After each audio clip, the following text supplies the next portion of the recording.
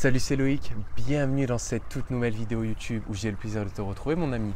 Aujourd'hui on est à Santorin en Grèce, j'ai pris quelques jours pour me ressourcer, pour travailler et pour également bien sûr profiter. Et j'en profite également pour te faire une vidéo spéciale FAQ frontalier suisse partie 2. La première partie vous avez énormément plu, donc j'ai fait la même chose et j'ai pris donc des questions que ce soit par email, en DM. J'ai fait un mix et j'ai pris les plus pertinentes pour vous et j'y réponds aujourd'hui au travers de cette vidéo. On rentre directement dans le vif du sujet avec la première question: quelles sont les meilleures villes pour s'installer à la frontière suisse? Ce que je vais faire, c'est que je vais vraiment te donner des villes frontalières qui vont être à côté de Genève parce que c'est la ville auquel j'ai tout simplement travaillé. Donc je ne suis pas assez expérimenté pour te renseigner sur d'autres villes qui pourraient t'intéresser pour venir travailler en Suisse. En premier lieu, on va prendre directement mon cas. Moi, je suis célibataire, donc voilà, ça ne me dérange pas d'habiter en ville et je travaille dans le centre-ville genevois. Les secteurs que je vais te donner sont les plus intéressants pour moi. Tu as toutes les villes qui vont être présentes à la frontière est de Genève qui sont très bien desservi par le Léman Express. Donc tu vas avoir Annemasse, Évian-les-Bains et le secteur à la frontière sud également qui est aussi desservi par le Léman Express. Là ça va jusqu'à Annecy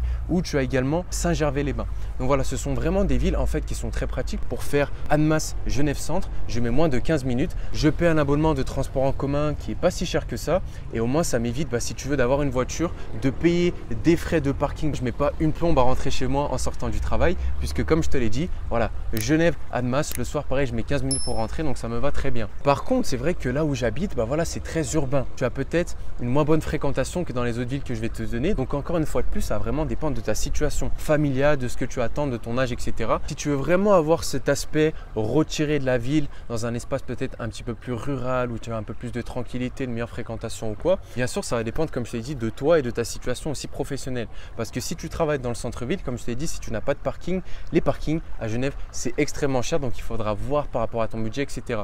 Par contre, si par exemple tu travailles en extérieur, pas forcément dans le centre de Genève, ça peut être intéressant pour toi d'habiter dans ces secteurs-là. Je pense que justement, si j'aurais pas un job moi dans le centre-ville, ces quartiers, je les aurais vraiment priorisés. Tu vas avoir les villes telles que Saint-Julien-en-Genevois, Saint-Genis-Pouilly, Ferney-Voltaire et tu as également Divonne-les-Bains. Tu as vraiment un mélange entre le calme et la tranquillité. En termes, je pense, de style de vie au quotidien, c'est beaucoup plus agréable. Deuxième question qu'on m'a énormément posée: quelle est la durée d'obtention et de validité d'un permis de travail? La durée d'obtention en général c'est 3 semaines, mais c'est l'employeur qui va te fournir en fait tout ce qu'il faut pour que tu puisses l'obtenir. Donc il n'y a absolument pas de panique à avoir. Il va simplement te donner un papier à remplir avec ta pièce d'identité ou quoi. Ensuite, pour la durée de validité, si ton contrat, donc ton CDI ou ton CDD va être supérieur à 12 mois, en fait ton permis il est valable pour une durée de 5 ans renouvelable. Et après tu peux faire un petit peu ce que tu veux en Suisse. Ok, donc réfléchis-y, même si tu sens que c'est pas le job de tes rêves, parce que tu sais que par la suite, de toute manière tu auras ton permis et tu seras libre de travailler où tu veux en Suisse. Lorsque le contrat est en CDD et donc a une durée comprise entre 3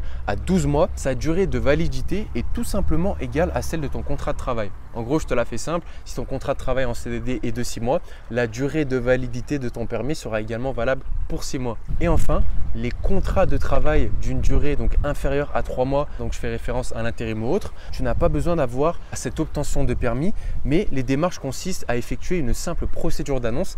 Donc là aussi, pas de panique, c'est ton employeur qui va te fournir ceci, ce qui va te permettre en fait de travailler sur le territoire. Parlons argent mon ami, je sais que c'est ce genre de questions que tu aimes beaucoup. Combien d'argent arrives-tu à épargner sur une année avec ton travail en Suisse? Ok, donc je vais te donner une fourchette assez globale. J'ai pas exactement les chiffres en tête puisque voilà, je gagne des primes, j'ai le 13e mois, etc. Mais on va dire que sur une année, j'arrive à mettre entre 24 000 et 30 000 euros de côté. Et les chiffres que je te donne ici, oula, c'est vraiment pas en me frustrant, en me disant ouais non, faut absolument que je mette de côté par mois. C'est en kiffant ma life, en faisant des petits restaurants, en faisant mes activités au quotidien, en faisant des voyages, etc.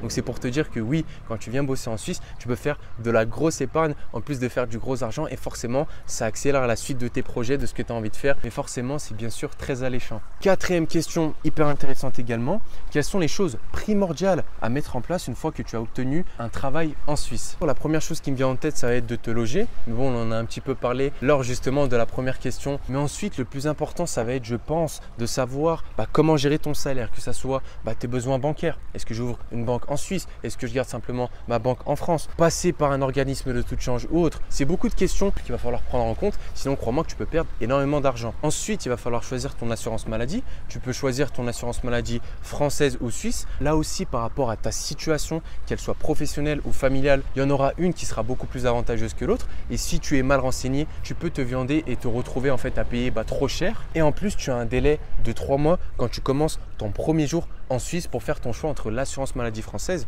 et l'assurance maladie suisse. Crois-moi que 3 mois, ça passe très très vite. Si tu ne fais pas en fait un choix, tu seras directement affilié à l'assurance maladie suisse. Ça serait tout simplement dommage de te retrouver à payer une assurance très très chère lorsque tu aurais pu payer une assurance française qui l'est beaucoup moins. Et enfin, la chose aussi essentielle à savoir, ça va être tous les aspects administratifs qui sont également très importants. Où je paye mes impôts, comment je cotise pour la retraite, que m'arrive-t-il en cas de chômage ou de congé maternité. C'est vraiment tout un processus à prendre en compte. 5e question qu'on m'a beaucoup posée par email, par message privé, etc. L'anglais est-il obligatoire pour venir travailler en Suisse?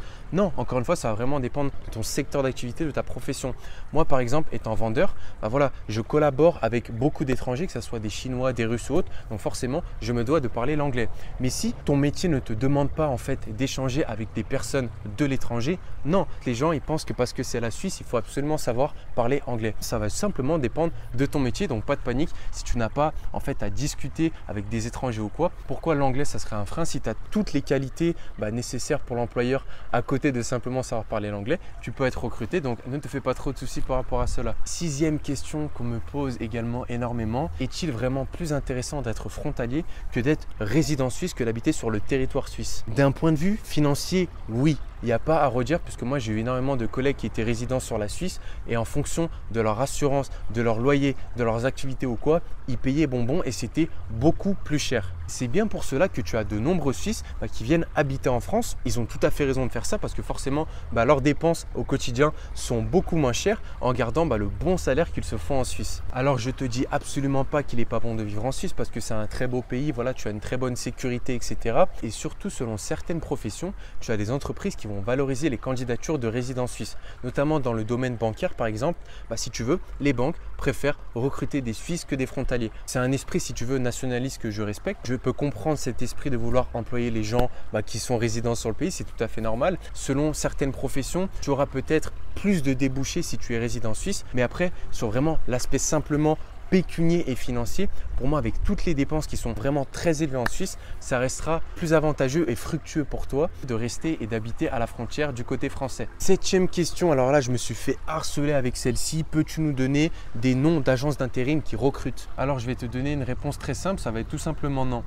Pourquoi? Alors déjà, des agences d'intérim qui recrutent, qui dit agence d'intérim, pour moi c'est forcément qu'elles recrutent, sinon ça n'aurait pas de sens. Et en fait, je ne vais pas te faire une liste comme ça, une vidéo avec 100 agences d'intérim parce qu'en fait c'est ridicule. Parce qu'en fonction de ton profil, de ton secteur d'activité, de ton âge, etc., chaque candidature, chaque personne se doit de contacter des agences d'intérim en fonction de leur profil.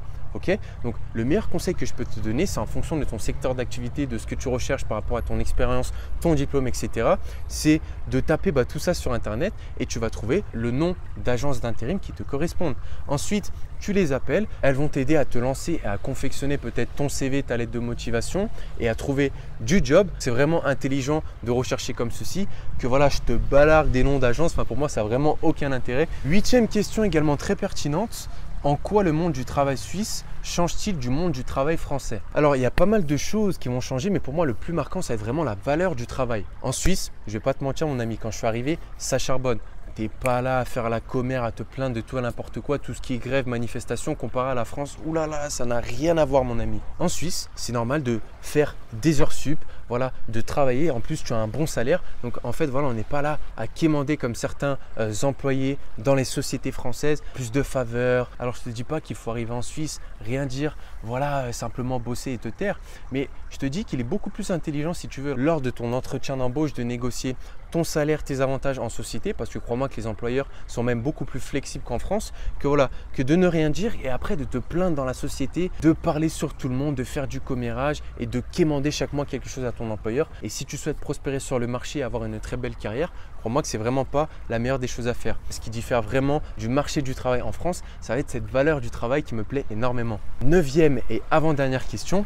Avec le recul, qu'est-ce que tu aurais changé durant ton expérience de frontalier suisse? Pour être honnête avec toi, j'aurais cherché à mieux m'informer, à être plus renseigné parce que quand je suis arrivé, j'ai perdu quand même pas mal de temps et d'argent à mettre en fait tout en place, que ça soit la négociation de salaire. J'ai fait un mauvais choix de logement quand j'ai commencé, un mauvais choix d'assurance, un mauvais choix de versement de salaire. En fait, si tu veux, j'ai payé des choses en plus et si je m'étais bien renseigné sur la question, j'aurais tout simplement commencé d'un meilleur pied. Donc c'est un petit peu le regret que j'ai eu. Quand je suis arrivé dans ce processus de frontalier, j'étais tout seul. Il n'y a personne qui m'a aidé, qui m'a conseillé ou quoi. Donc j'ai forcément dû faire des erreurs pour apprendre par moi-même et forcément ça m'a coûté de l'argent, ça m'a coûté du temps et voilà, j'ai dû prendre mes marques et poser mes pas, quand même pas mal de stress et voilà, je pense que j'aurais tout simplement cherché à être mieux renseigné pour commencer ce processus du frontalier dans les meilleures conditions possibles. La 10e et dernière question de cette vidéo, et c'est moi qui vais te la poser mon ami.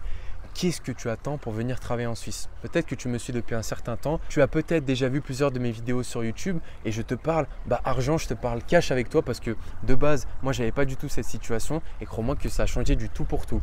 Et ma mission, si tu veux, c'est d'aider le plus grand nombre de personnes à obtenir ce statut de frontalier pour vraiment que tu puisses changer ta vie, améliorer ta situation financière, professionnelle comme personnelle pour être un peu plus épanoui au quotidien. Si ça te tente et si tu es chaud, moi, ce que je te propose, c'est de tout simplement t'accompagner pour pas faire les mêmes erreurs que j'ai pu faire de débutant, mais c'est vraiment de t'apporter les solutions sur un plateau d'argent pour que tu puisses arriver dans les meilleures conditions. Si ceci t'intéresse, je te laisse cliquer sur le lien qui sera présent juste en dessous de cette vidéo.